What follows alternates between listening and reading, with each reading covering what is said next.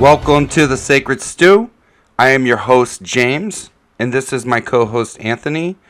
And you have arrived at the place where we talk about everything to do with Germanic paganism, theology, and history. And on tonight's episode, we have a special guest.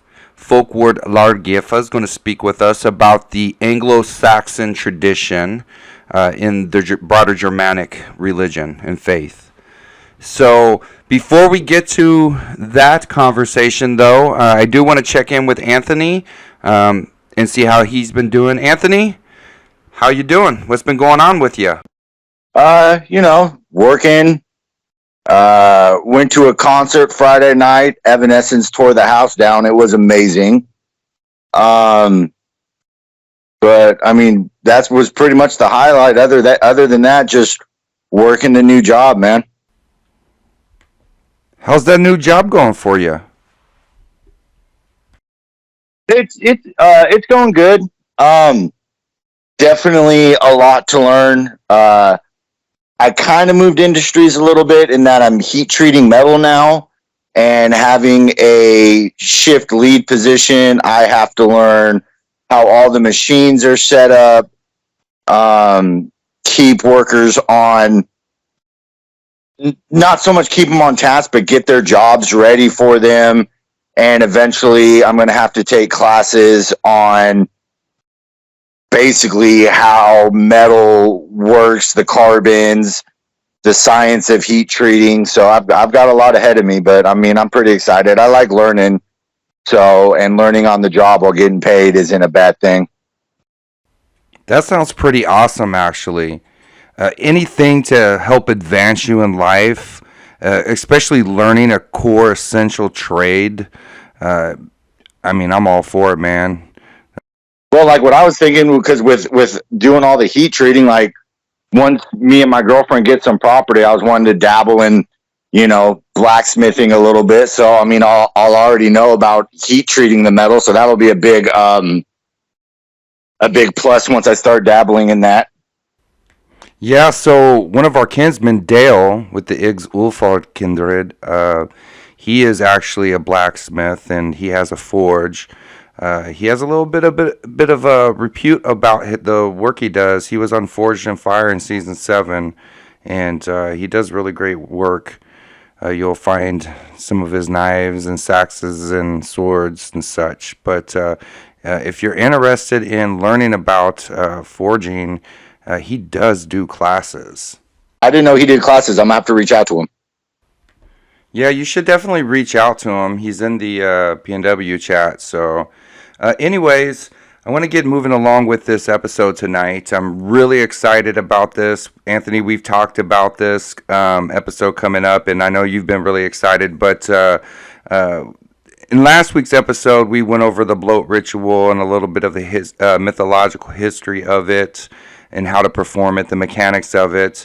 But a couple weeks ago, the episode before that, we had mentioned that we were going to have a conversation with Folkward Largyfa, and he focuses on the Anglo Saxon tradition.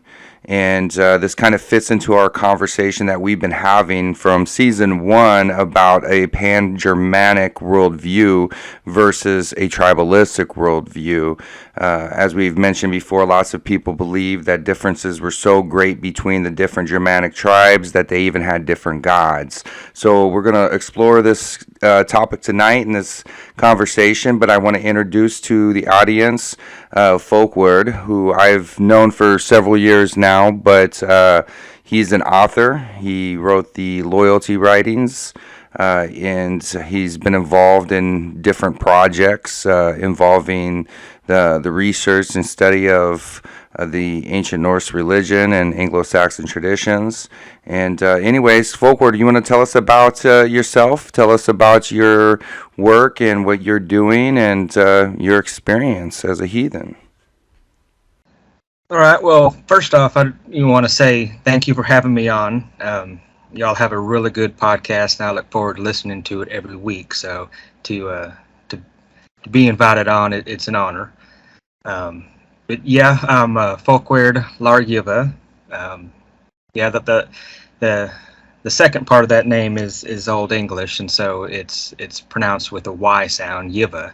Um, but I'm the creator and researcher of the Fritstead. Um, that's basically a group where I work with a team, and we there's two others besides myself, and we research, put out information, and it's everything from in-depth studies into our faith, as well as some good old-fashioned motivational speaking to help us along in our path in the like the boots on the ground heathendom, if you will. Um, I also look into Old English a lot, and I have a little side project called Leornung Folksprach, and that's where I'm trying to teach folks how to speak Old English. Because one thing that I believe is that, well, for one, if when we speak to the gods in modern English, our language that we're native to right now, they hear us.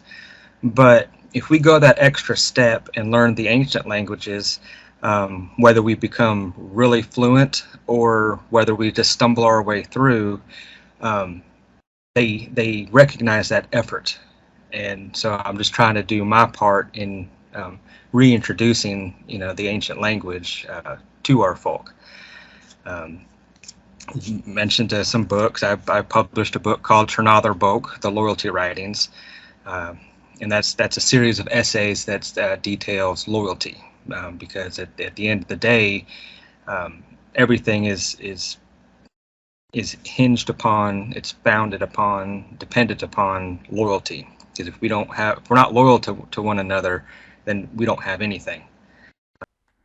I actually have that book. That's a really great book. I did a review on that in season one, your book there, and I really loved the way that you broke down loyalty in that book.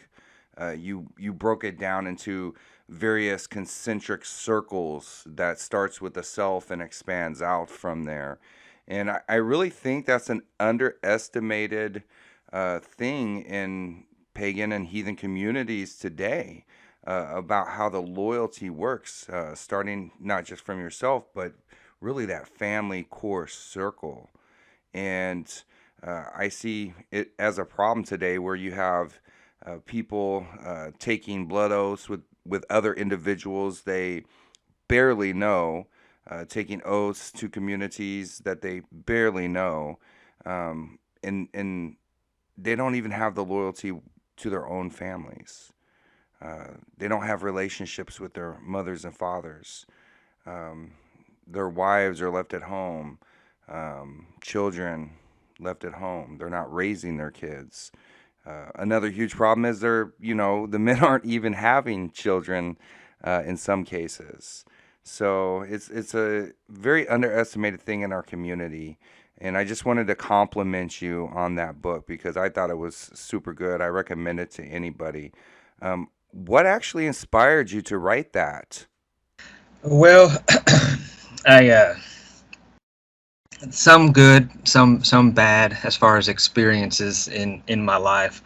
Um, of course, the first and foremost, I've been happily married for over 20 years, and the loyalty that my wife and I have, it really carries me through, and it's something that I think about and like all the time.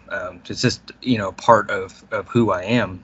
And but then on the flip side, this is like the bad side, unfortunately. But throughout my life, I've always been a person who has been intensely loyal, to the point to where I tend to put my heart on my sleeve a little too much. And there's been a lot of experiences where that loyalty has been betrayed. And not to dwell on any negative or anything like that, but it really got me thinking. And as I was juxtaposing the fact of how loyalty is missing in our lives, in our society that we live today, and then thinking about it with with my marriage, and I was thinking that this is something that these people really need to hear, because we're taught in our society to not be loyal. We're taught to just think about ourselves and basically screw everyone else, and that's not right, because that's not how our forebears lived, and that's not how we should live today. So I really wanted to provide just like a series of examples, and that's where the concentric circles came from. Just first you have to be loyal to yourself, and that's not in the selfish way, but it's in the sense of you need to do what's right. You need to be honorable and just, and then you go out from there, your family, and then so on and so forth. And I wanted it to be a book of encouraging, like what I made a comment before about boots on the ground heathendom, because yeah, we spend our lives, a lot of us anyway, studying and researching, but there's also the aspect of actually living the faith, and that's really what I wanted to do. That's really awesome, man. I love the book, as I said. To our listeners out there, I highly recommend this book. It's great. You can pick it up on Amazon. I'm not sure if there's any other places to purchase it at. Is there anywhere else, Folkward, where you can get your book? No, right now it's just Amazon.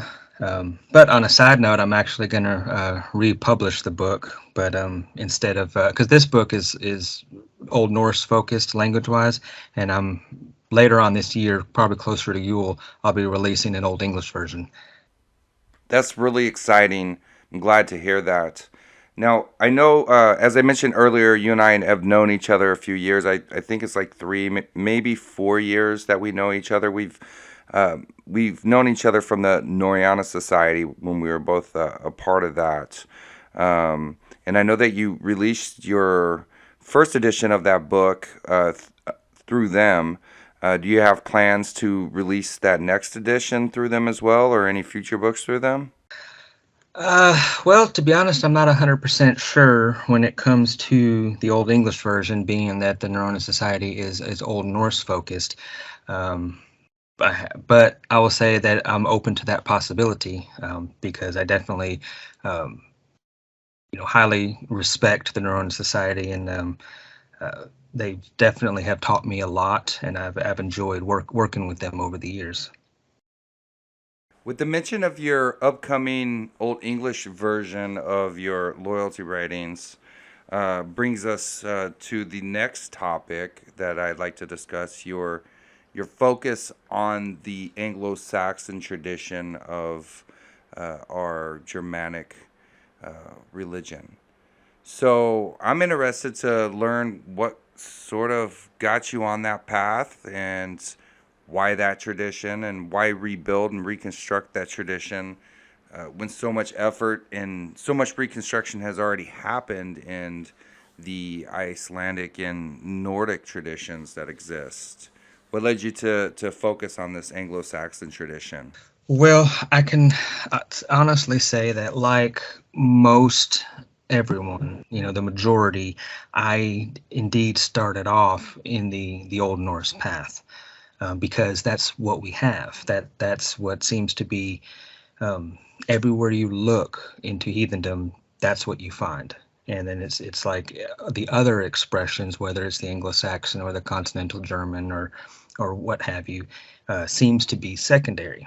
And that's not saying it's lesser, it's just not in the public eye as much. So yes, I started, full on in the Norse path. But the more that I delved into the studies, of looking into the lore and looking into the histories, as well as delving into my own heart and soul and my own family line, my paternal line is not Norse. Now, do I have Norse heritage? Yes. Pretty much most every Germanic, individual does, but my paternal line is German. And so then I started thinking, really, with the way that inheritance is carried on, it is father to son to son to son. Um, So I was looking into that aspect of trying to get a better grasp of my own personal family line. But with the Anglo-Saxon, even though I said that my line is German, my father was adopted, and he was actually adopted by his maternal grandparents, and they were English. And so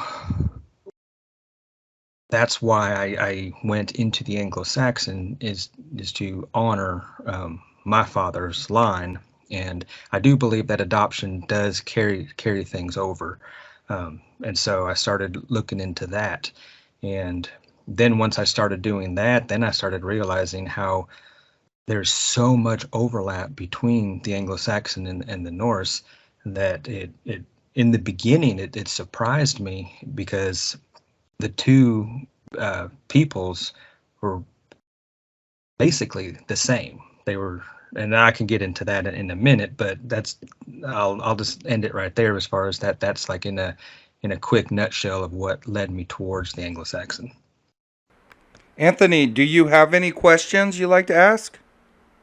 I don't know much about the Anglo-Saxon tradition, but it is something that's always kind of like piqued my interest.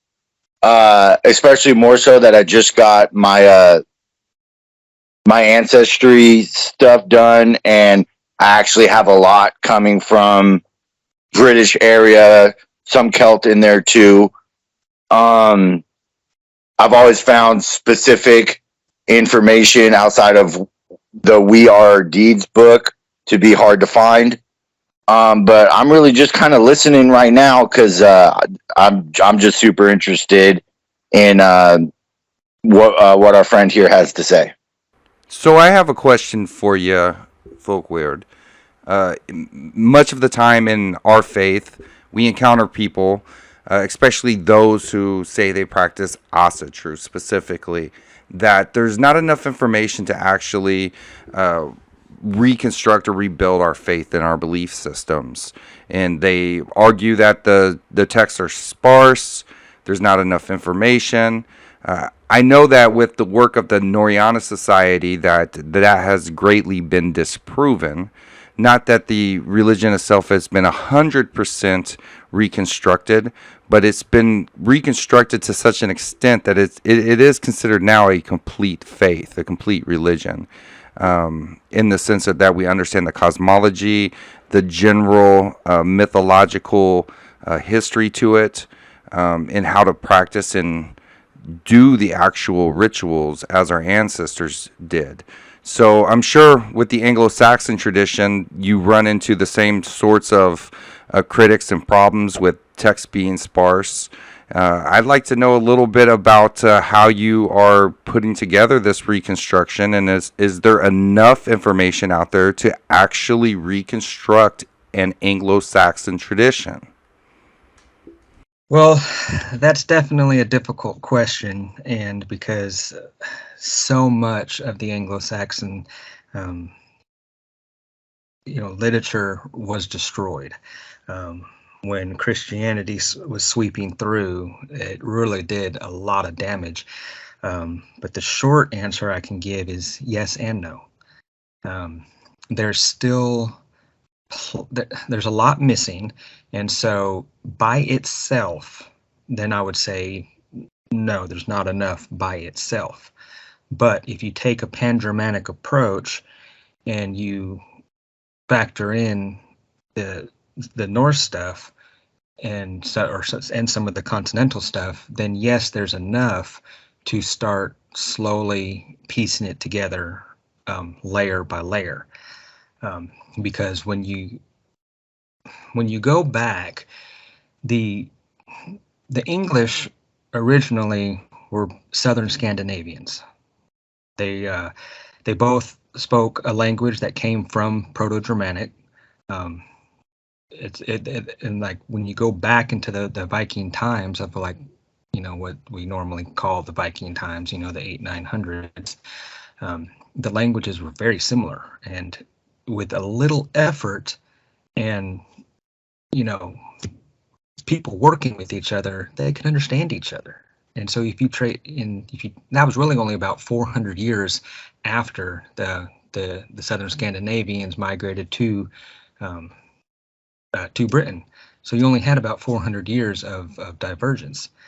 Because if you look at it, the Anglo-Saxons were the Utes, the Angles, and the Saxons.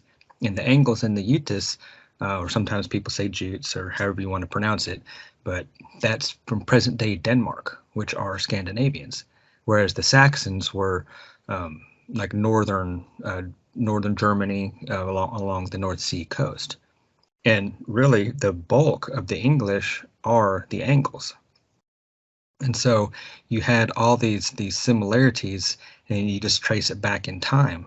The reason why they were different is because you had, several centuries of divergence. But you go back to the 400 years when they were in the Denmark and northern Germany, they were neighboring tribes. They spoke a language that some people say was not a different language. It was just a dialect. Like I said, they were physical neighbors, and there's definitely you can look at archaeological evidence and linguistic evidence and all of that stuff that they were the same people. They were just, how would you want to look at it? Like, let's say take someone from Texas and then someone from Massachusetts.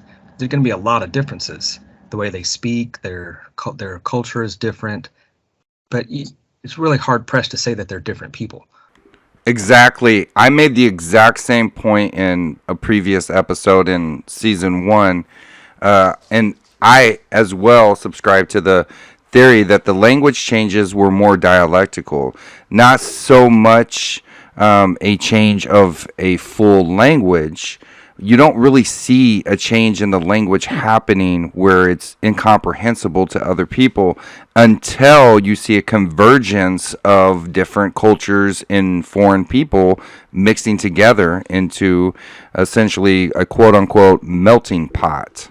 Jackson Crawford actually released a video with another linguist where Jackson Crawford was speaking Old Norse and the other linguist was speaking Old English, and it was a functional conversation. They definitely were able to communicate and understand each other. There were hiccups in the conversation. Sometimes certain words were slightly different or pronounced different or completely different, but they were able to explain what those words were to each other comprehensibly, where they were able to communicate. So I think that's a perfect example of how the languages were understandable between each other. Really, well, like when the Norse came, centuries later and established the Danelaw and all that, one of the interesting things that happened is the fact of the Anglo-Saxons and the Norse trying to communicate with each other, that greatly changed our language, which in turn helped it to evolve to what we have today. Because for the most part, the differences between their languages was inflections. Like in today, we use inflections like the ending of a word. You got like high, higher, highest, or weak, weaker, weakest.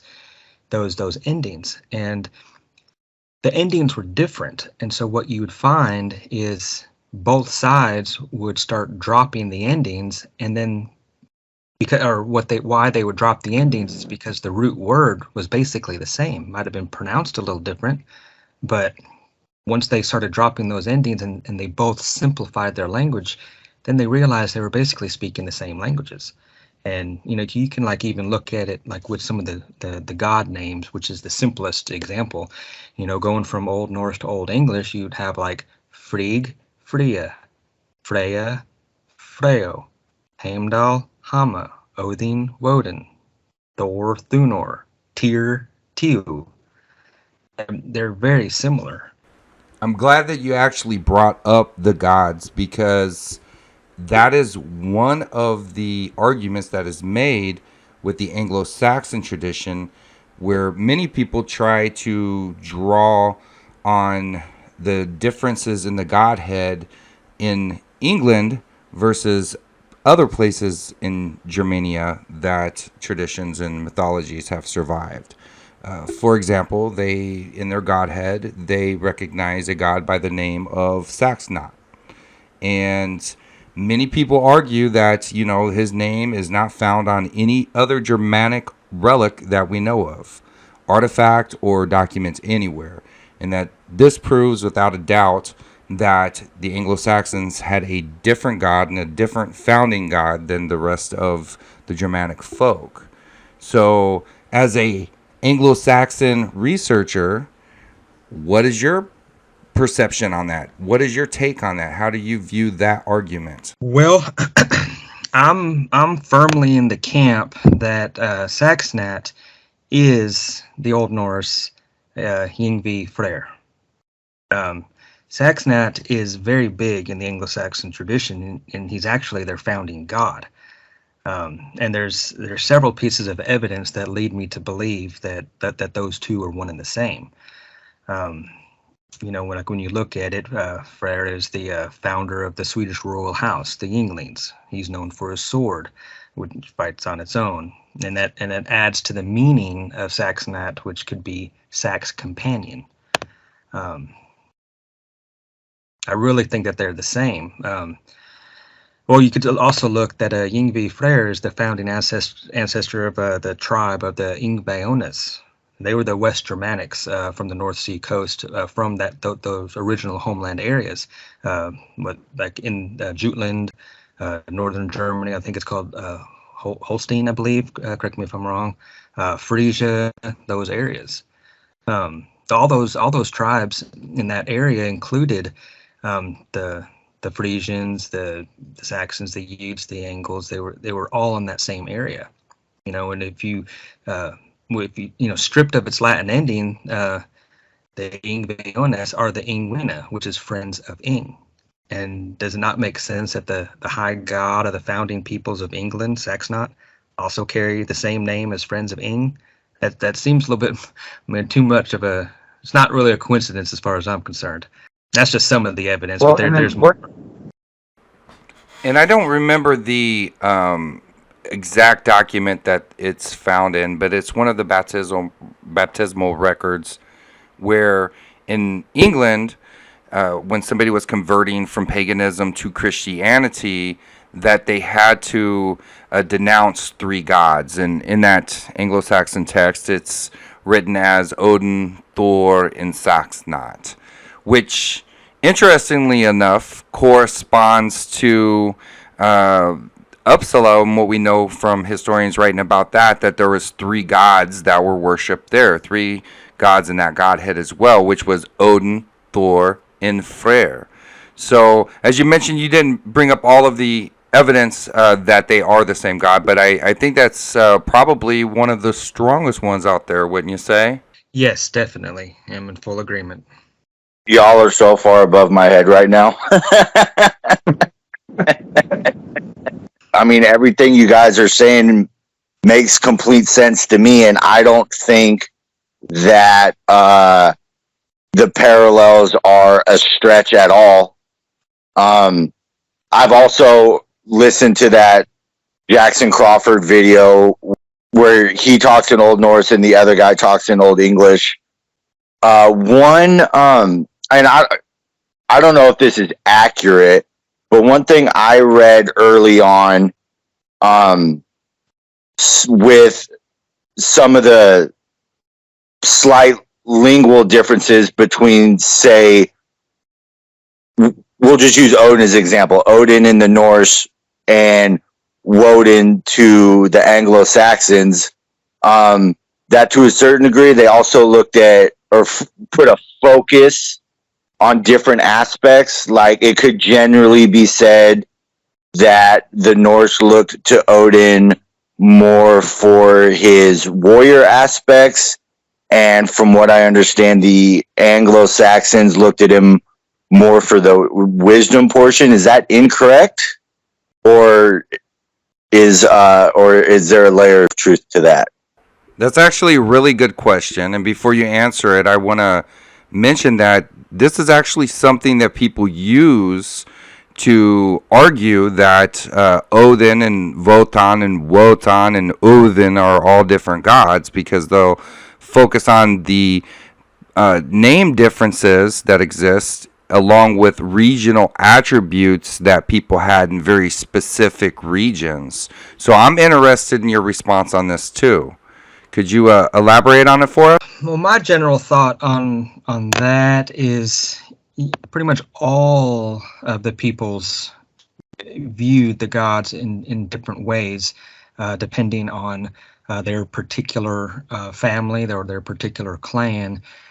Because you can look at Woden, and I forget how many names he has, but he has something like over 100 names, and all of the gods have multiple names, and that's one of the things is when you're trying to teach somebody about our gods is like sometimes people get confused because there's just a lot of different names for the same god, and I really believe that it was both on an individual level, a family level, a clan level, as well as a greater tribe level in the natural evolution of how gods are viewed for particular purposes. But, when I say that, it's really doing a disservice to say that each of our gods are a god of just this or a god of that, or the Norse viewed this god only this way. They were very multifaceted, and our ancestors were multifaceted. And so I kind of take that natural evolution approach to it. Earlier, you mentioned the Dane law, and I would imagine that the Germanic laws would be one place that you would go to in the reconstruction of the Anglo Saxon traditions, because there's a lot of recorded Germanic law codes throughout history that we have that survive to this current day. How important is the study of that? Are you familiar with the various law codes? Well, not as familiar as I would like to be. I have recently purchased a book on the law codes, and then of course I have several websites that are bookmarked, and that's on my to-do list. And so that's one of those things where I am going to get there. So I'll just say, give me a little bit more time on that one. Oh, I understand. Studying the law codes is a huge undertaking for sure. It is something that I've also taken interest in over the years, and you guys may not know this, but I have a little bit of paralegal experience in my work history, and so I've always kind of taken an interest in things of the legal nature, and the law codes is one of them. But I guess I just find it funny, or I find it funny that I get entertainment out of things that other people often find boring, like written law codes from thousands of years ago. Well, I will say that one of the things that the Anglo-Saxons seem to be focused on, back in antiquity as well as the English today, is the focus on the elves. Like, for instance, the Anglo-Saxons, a lot of their names began with Alf. That's the Anglian form of elf, and that's the as far as naming conventions, that's the dialect that pretty much all of them chose to do. But you see names like Alfrich, Alfred, Alfwina, Alfyevu, Alflad, Alfgar. There, and the list goes on. I could probably name 10 more elf names, and you see it, that how they recognize the fearsome power and the presence of the elves.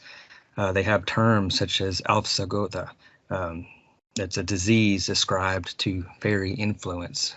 They have there's a text called the Mythology, where there's a passage, and in Old English it's Yifhitwara eseyeshot oda hitwara ilvayeshot, which means if it was the shot pain of the Eza or the Asir, or it was the shot pain or pain of the elves.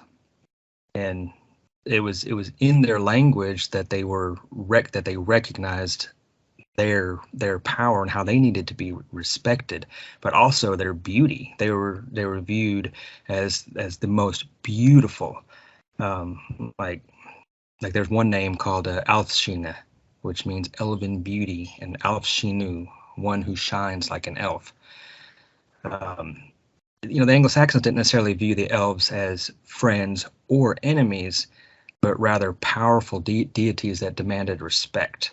They were definitely entities that always were honored, because which this is kind of gets into a little theory of mine, but when you go back into the lore and you look at the like one of the folk wars where the gods and the elves were at war with each other, and with in Old English it's Weyland, in Old Norse it would be Wulandr, or sometimes the later pronunciations Voland.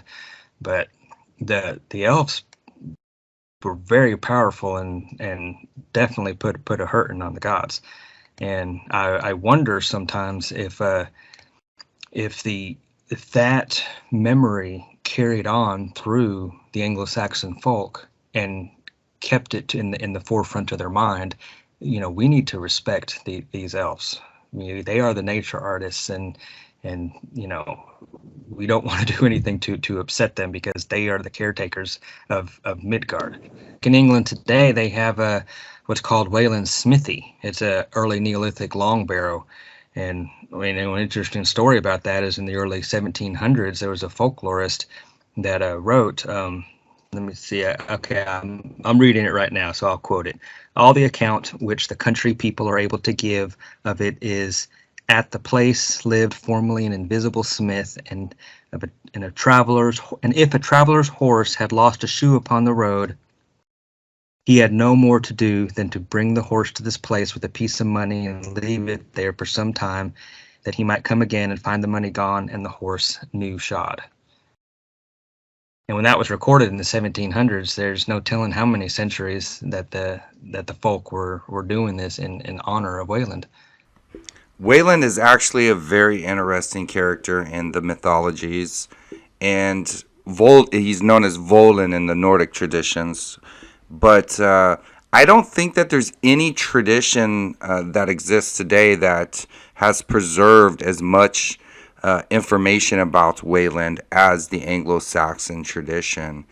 He's everywhere throughout England. He's been displayed on caskets, relics dealing with death and burial. Many speculate, and I'm on this side of the fence here on this, is that Weyland actually plays a part in the death process, and that is part of the reason why we see him on these artifacts throughout England, like caskets and poems written about him for people's funerals and such. What are your thoughts on this? Do you think that Weyland plays some role or part in the death process? In the death process, that him specifically, I'm not sure. See, that's a tough one, because you're really getting into speculation here. I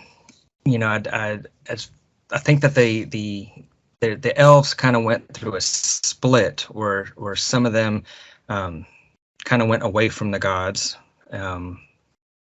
probably sided with Cert, and then but the bulk of them sided with the gods. And I know whenever we do go into the afterlife and walk the hellways, we do stand before the gods. I'm not sure if the elves would actually be there and be taking an active role. If anything, I think they would maybe just serve as helpers to the gods in that respect. But again, you're just getting me to speculate here. Speculation can be good, though, because when we're dealing with a mythology that has been fragmented and reconstructing it in the epic method, with the hierarchy of sources that we use to put the story together in chronological order, some of it has to be speculated a little bit. And although we may call this speculation, later on, these speculations can be confirmed by other portions of that story that we do have. It may not make sense completely right now, but whenever a piece of the puzzle is put together, we can go, aha, this makes sense because of this, and this, and this. And then we can also use that to look at other similar mythologies that come from the same source, the Indo-European folk, and put that together. I've even heard a interesting theory that Weyland himself is an analogy for the elves. Have you ever heard that theory before? No, I have not heard that. Um, I'm sure that I still think, he was still his own, entity. I don't think he was necessarily, fictitious and used as a story to explain. But I do think that his story is used, like I'm saying, I think he was real, definitely. But I think his story is used to explain how the different how the different deities interact with each other and how they interact with us, as well as explaining how powerful each set of gods are, and as well as how we need to view them and treat them in the great big inner workings of the tapestry of all creation, because they definitely are very important, and we can't have creation without them. They are like the nature artists that are. It's almost like, maybe you can say, like they're the glue that kind of holds everything together. Whereas Yeah. like So the gods might be the ones that might be the managers, the overseers, but the elves are the ones they're the ones that get their hands dirty and use the elbow grease and actually get the gears working. they are the artisans indeed.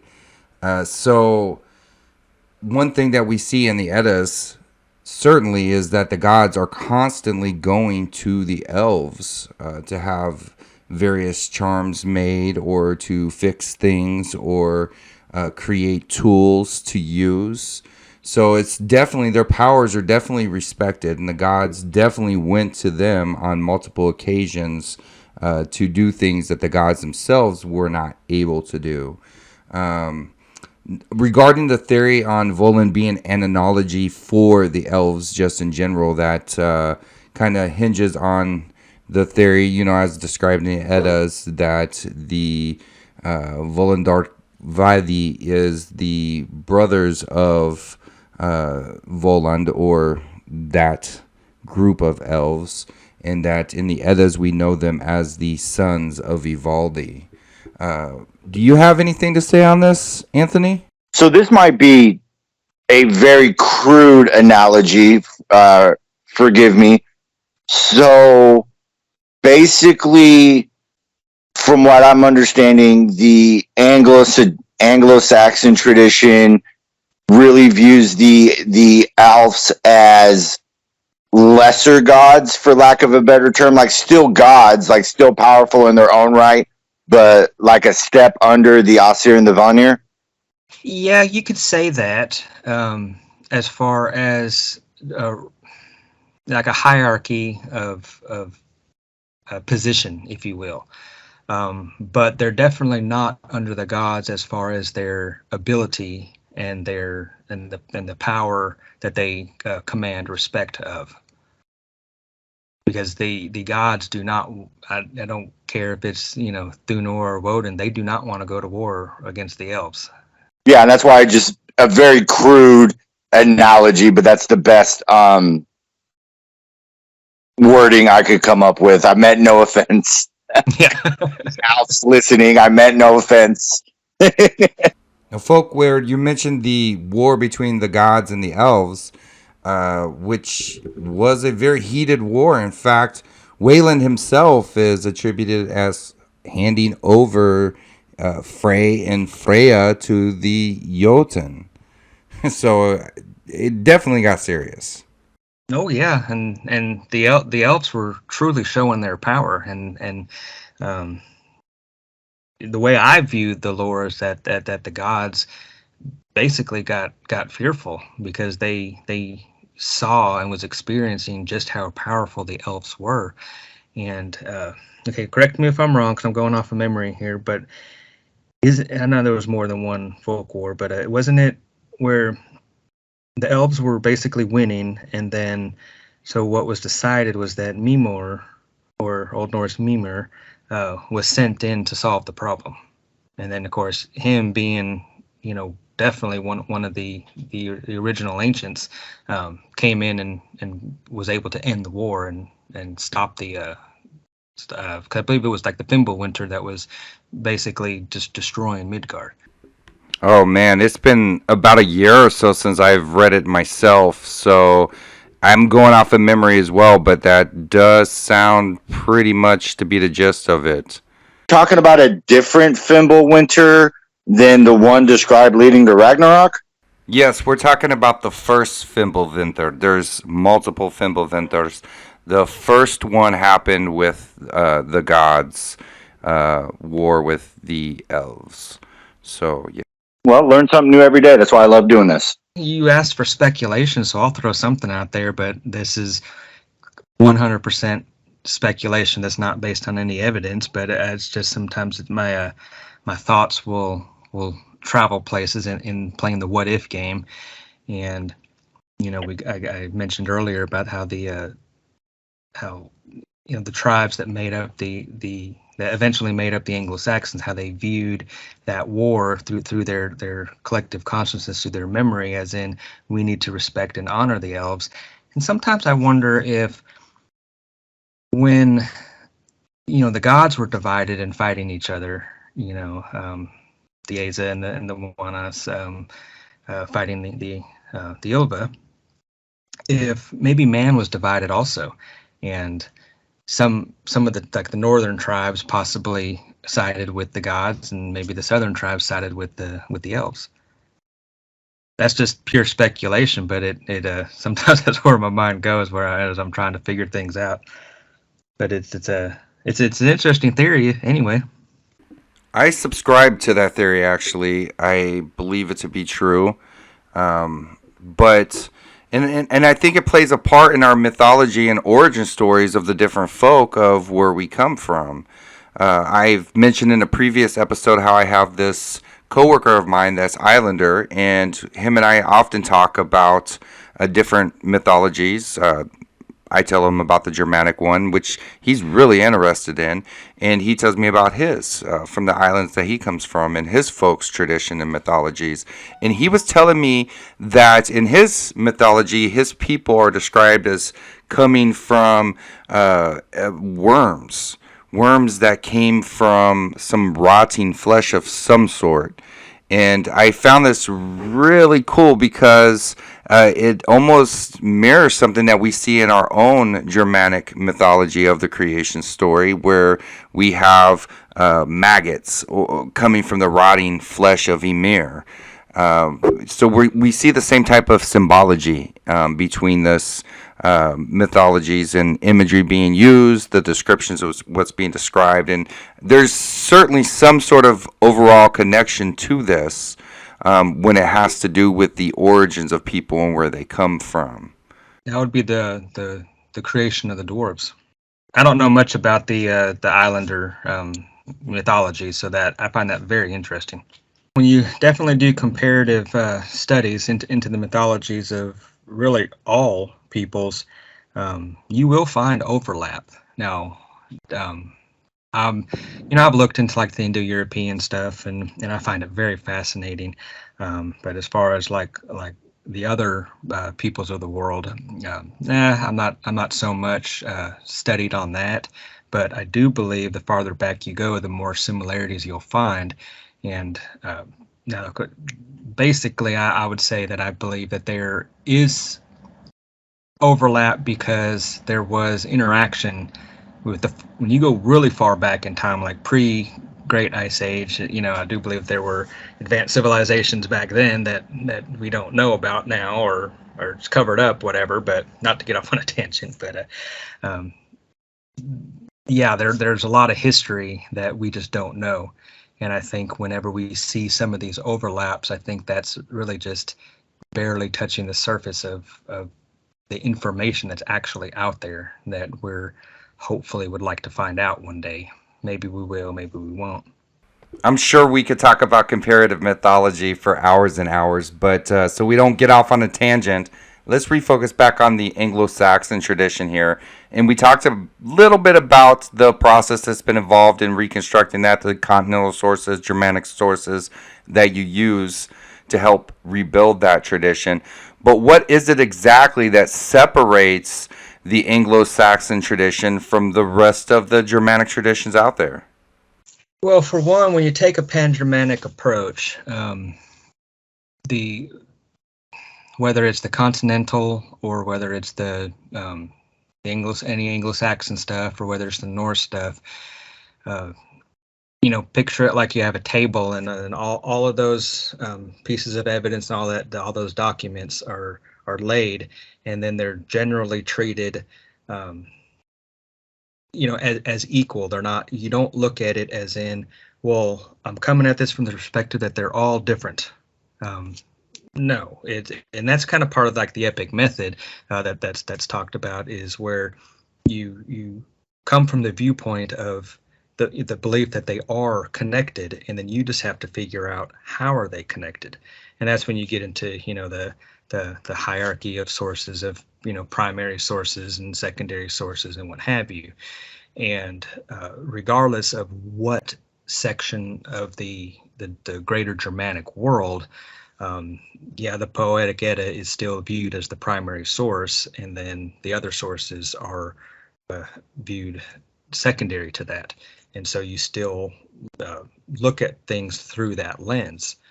And then from there, you look into, as far as in order to take that foundation, that's one of the reasons why I am into the Old English language, is because one of the things is that when you're working with people across all the Germanic expressions, you work together to build a Pan-Germanic core, where you look at all of those texts and piece them together.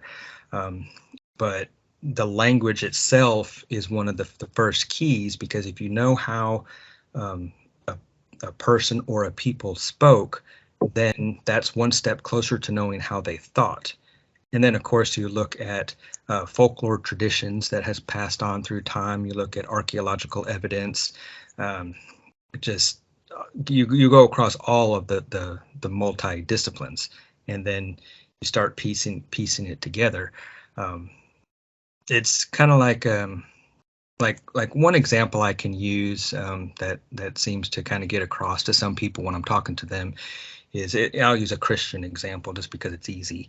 It's like you have Baptist and you have Methodist, and both of them are clearly different, but when you're on the outside looking in, there's so much similarities that they're just basic different expressions of the same.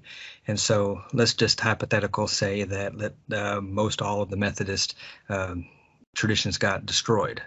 So what you can do is you take what little you do know, whether from collecting from the oral stories or whatever written documents are there, or go to one of those churches and get what you can, and then you incorporate some of the Baptist stuff, and to kind of use that as like a stepping stone to build off of. You're not copying, you're just using it to build off of, because you know that both of those expressions have the same root. It's like two siblings with the same parent. Those two siblings are completely different. They have their own way of doing things, but 100% of their genes are the same. They come from the same parent. So that, I guess that's like two examples. If that makes any sense. No, I believe that makes perfect sense. And for those just tuning in, the epic method is a reconstructionist methodology that is used where we have a hierarchy of sources, primary, secondary, tertiary, etc. We went over this in season 1, but it's what is used to put the mythology into chronological order and also to reconstruct the actual rituals that our ancestors did in the past. Now, looking at the Anglo Saxon tradition, you can correct me if I'm wrong here, Folkweird, but I don't believe that there's any first-hand primary sources for the Anglo Saxon tradition on any artifacts or documents except for magical charms that were recorded. And I think if, maybe you can look at the magical charms and see some differences between those that were found in the continental Germania. And I'm just curious, have you ever looked at those charms? Because that might be the only way that we can actually get a glimpse into if there was spiritual differences between the Anglo-Saxons and other Germanic folk through the magical charms and how they used them. Have you ever looked at it through that perspective? Given that there's not a whole lot to work off of, and that's the first thing that you have to admit. I make no bones about it. There, when it comes to actually the Anglo-Saxon, written sources, there's not much there. So that's why you can do one of two things. You can either just go the route like I'm going and try to rebuild with the help of the neighboring Germanic folk that comes from the same place, or you can just go the other route and just make up a lot of stuff. And the latter, I choose not to do that. There's no way that I'm not comfortable with just making stuff up. So you're not a Wiccan then? No. Not in any way, shape, or form. Literally about to say, so you're not a Wiccan, right as you wouldn't think so. Many years ago, I looked into that, and I realized rather quickly that's not the path for me. No, like when I first found paganism in general, that was my first step. But it was the same for me. Like it felt close, but not right. It really was the lack of foundation that pushed me away from that, because no matter what I do in life, I need to have something that serves as a foundation of something that's concrete, something that makes sense. Yeah, when it's too much, just go with the wind. I couldn't handle it. Yep. So circling back to the magical aspects, the magical charms that we know of in the Anglo-Saxon artifacts, do you see overlap between the Anglo-Saxon and the Old Nordic charms? Well, you do find it in the language. In the Old Norse, you have Galdur, and in Old English, it's Yaldor. And then you have Old Norse Sather, and then in Old English they called it Balocraft, or in modern English we would say Balecraft. Now, know that the Old Norse has what's called spa. There's no attested word for spa in Old English, but if it was reconstructed, you would just say spa. But the evidence that we do have of that is in the language itself, because there are various documents that list the use of those, and it definitely describes Balocraft as if it would be Sather, and so you can make a logical connection that that's the word that they use to describe what the Norse described as Sather, which is basically the negative magic, if you will. And as far as the Yaldor or Galdur, you do find references of that being used in like a chanting or singing, but with a spiritual magical sense. Let me ask you something about this Balocraft. But Anthony, you and I, we've talked about Sather a little bit in season 1.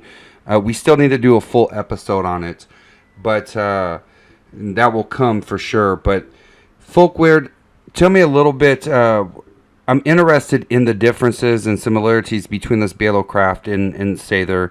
Could you tell me how in the Anglo-Saxon texts and artifacts that you have that have survived, how it's described? Well, there's many different words that have magical connotations, and actually a lot of them are words that are deal with runes. runes, which, in the connotations or the definitions, if you will, would be like whispering. There's words like mystery, like insight, having knowledge of, intuition, those sort of words, those sort of connotations, but they are attached to things that give you the indication that it was for spells. So we do know that the Anglo-Saxons used spells, and of course that would be for good or for bad depending on the individual. And then when you compare that with the Old Nordic sources, that's what Galdr was, as well as Sather. So you definitely see overlap where they're basically talking about the same thing. Not every time do they just come right out and say, hey, this is this comes from this, but you see it in the context of what they're talking about and how they used the words. Now, one thing I will add is that a lot of times these words are like Yalder or rune, you see it attached with the word craft, which basically just means like the ability to do something. Same the way we use craft today. And it's all those. Some of these words are attached to describe a person, as if it's like this type of person or a title for a person, of somebody who works with Yalder or works with the runes for the purpose of a spiritual end. I'm actually glad that you brought up the runes, because when we talk about the runes, we are talking also about different runic sets that exist, and the Anglo-Saxon set or the Frisian set exists. And you probably listened to my episode a couple weeks ago where I threw out a theory about the runes and how they developed into these different sets.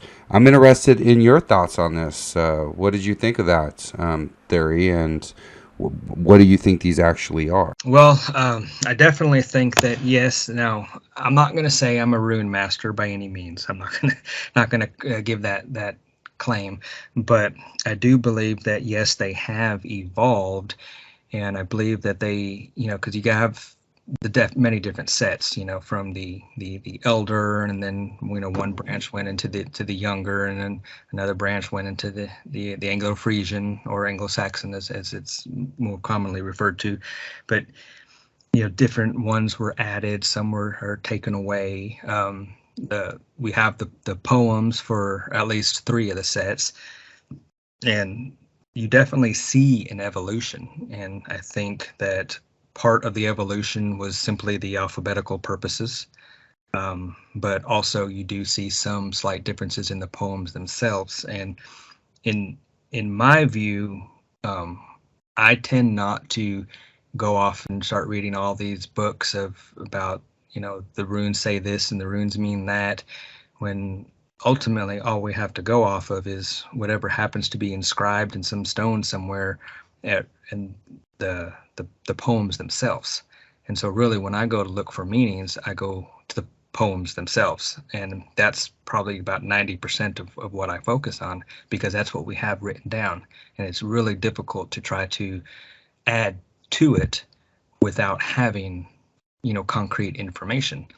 But when you look at it, you do see like the Anglo-Saxon poem versus the old Icelandic and an old Norwegian poem, that there are slight differences. And I think that that's just one indication of how that they evolved. And they evolved, I'm sure, for many different reasons. The folk evolving them as the folk grew and changed through time, or very well changed and evolved from direct interference from the gods themselves.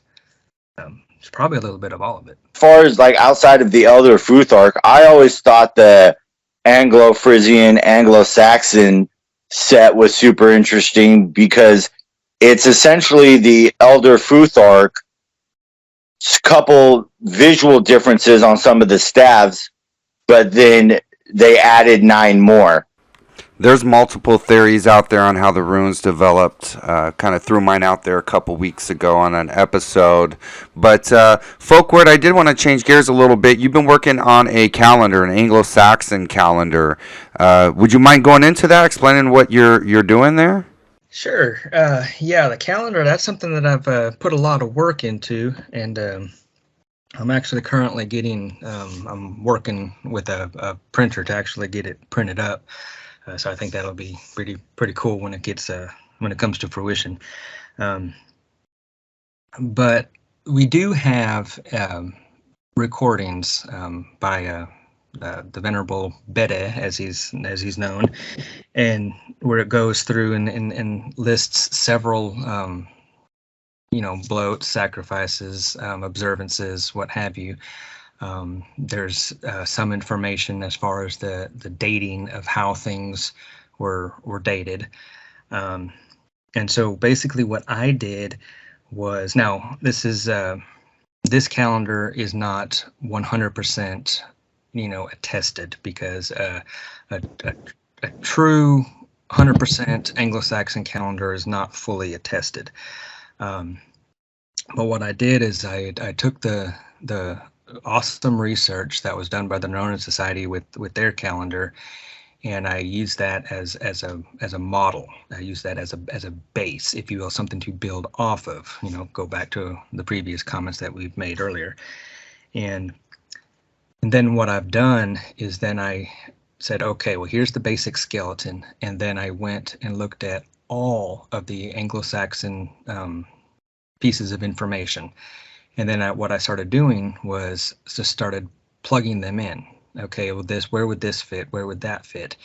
And next thing I know, this calendar's lining out to be a really good, accurate calendar.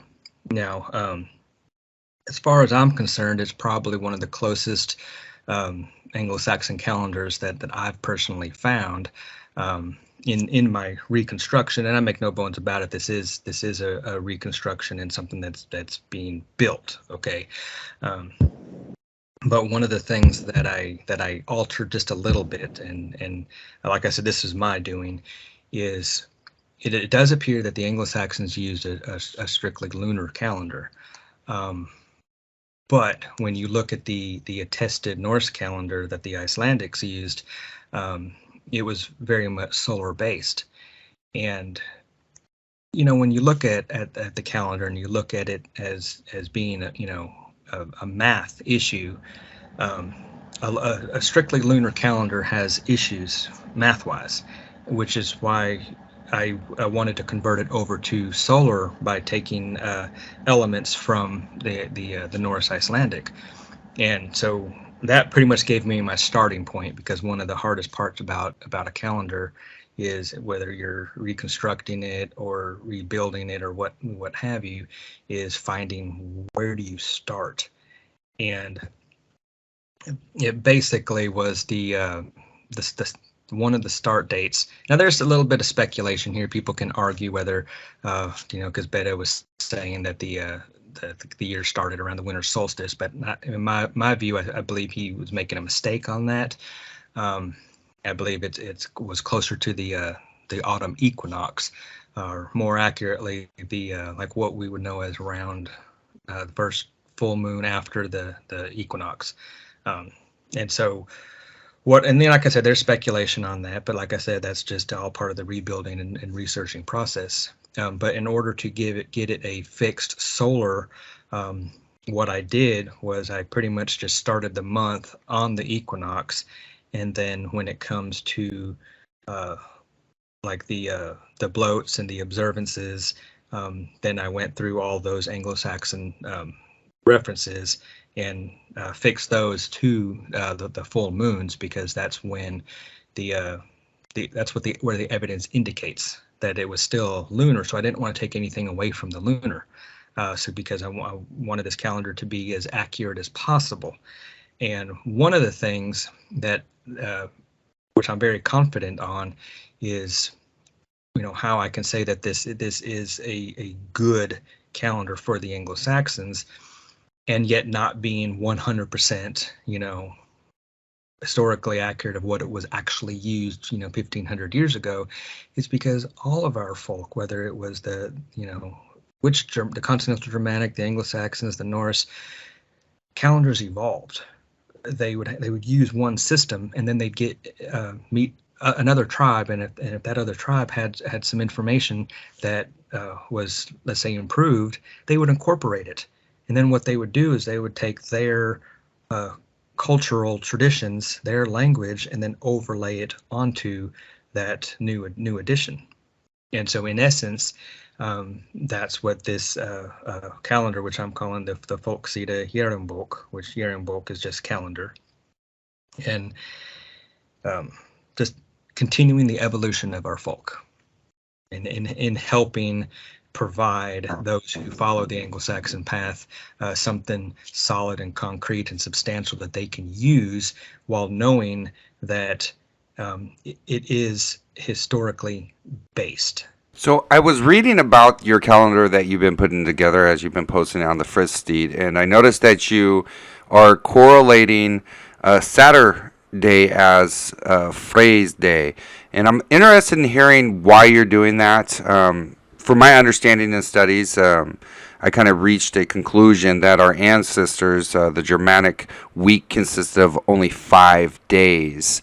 So I'm kind of curious about how you came to this conclusion. Okay. The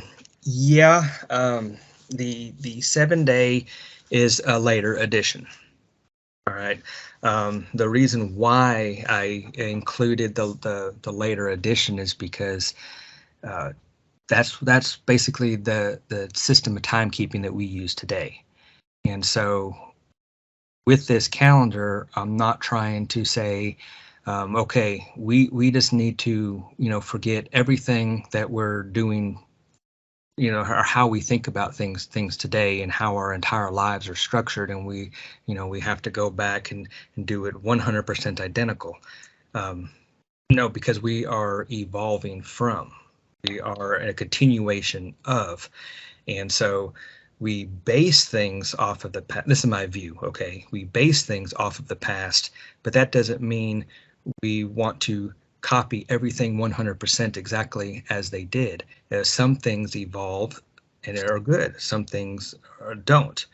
So that's basically why I stuck with the 7-day thing, in order just to fit the math problem of the calendar of, like today we use the Gregorian, and that's a very accurate and strictly as far as a calendrical system, that's still a good accurate system.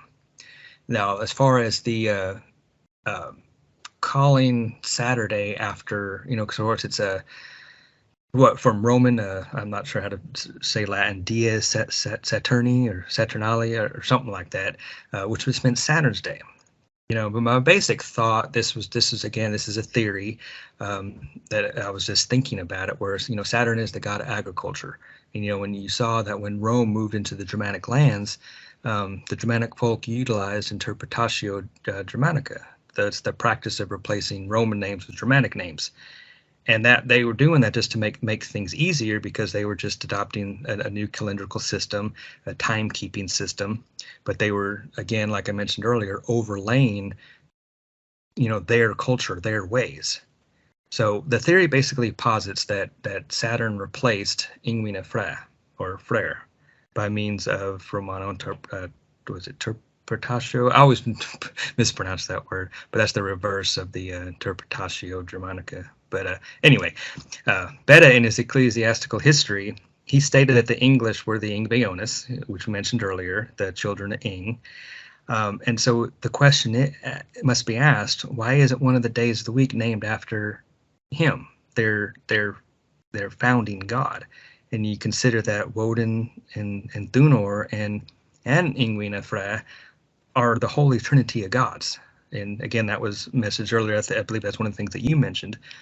And then when you compare with Saturn, Saturn's the god of fertility, crops, frith, just like Ingwina. And after the forced conversion of Christianity, it's possible that it just became too difficult to remove the people's devotion to their founding god. So the use of the name maybe became taboo. And we do see that in history, to where if you can't get rid of something, then they'll just make it illegal. You can't talk about it. So just kind of going off that working theory, I really didn't want to use a Roman name, for Saturday, because this is a Germanic path. It's not a Roman path. So all I did was just take, the Old English language and just put Ingsday, which comes out to be Ingaday. And that's basically that in a nutshell on that subject.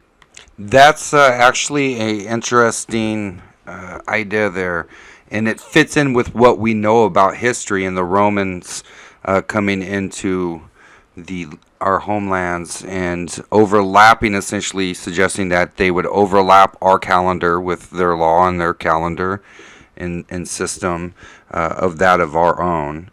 And they replace one of the days with Saturn. So they would overtake that that lunar calendar, by implementing their own. But I don't think that our folk in general totally converted from the solar calendar until the Icelanders, and they were kind of forced to because of where that climate was. But I do believe that there was variations in regional calendars, and they'd base it off the seasons in their area. So yeah, that seems to make a lot of sense. When you look at the Icelandic, and then you look at the Anglo Saxon calendars, they do seem to line up mathematically fairly accurately, just tend to be basically a month off. And one of the things that made sense to me is the different latitudes, because Britain is so much farther south than Iceland, that you would have different seasons and different the way that the agricultural year would flow would be different. And so they act, if you really compare the two calendar systems, they're not that far off. They're just a slightly offset, which I believe is just because the latitudes. Yeah, I mean, that bit makes sense to me. So just one thing that I kind of wanted to add on this Saturday and the phrase day. To me, in a lot of ways, what you talking about how Saturn and Yngve Frey have similarities, and Frey's name could have been a name taboo. Especially when the Christians came over, in the histories that I've read, Greek and Roman paganism was like the acceptable paganism. So it makes a lot of sense that they would keep a Romanized name for the god they couldn't let go of. But then, so one question I do have, and I'm kind of new on this concept, but like me and James have talked before about how bloats weren't done every month. There were 3 Veslas or festivals in a year with 3 bloats at each Vesla. Is there a similar concept with your Anglo-Saxon calendar as far as the holy rites? Well, as far as the 3 sets of 3 bloats, I have not found any Anglo-Saxon sources for that specifically. So that would be strictly coming off of the Norse. Now, I have included those in my calendar with slight variation here or there, because they are attested. And again, that's the Pan-Germanic mindset, the approach that I take. Because at the same time of recognizing that our faith expressions are different, we live in 2022, and we're definitely need to find more to come together than to pull us apart. So I included that because it's attested, 1, and 2, they're definitely observances that's something that can bring us together, and it honors the gods, and that's ultimately the main thing, is to honor the gods.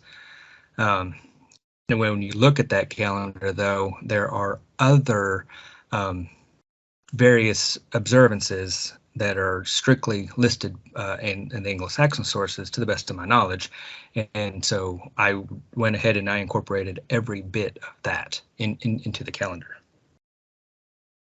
Can you give us a couple examples of what the more Anglo-Saxon specific observances would be that are added to the calendar? I'm just because I don't know. Mother's Night is one. Okay. Let's see. There's one that takes place. I don't have the calendar in front of me right now, but I'm thinking it's like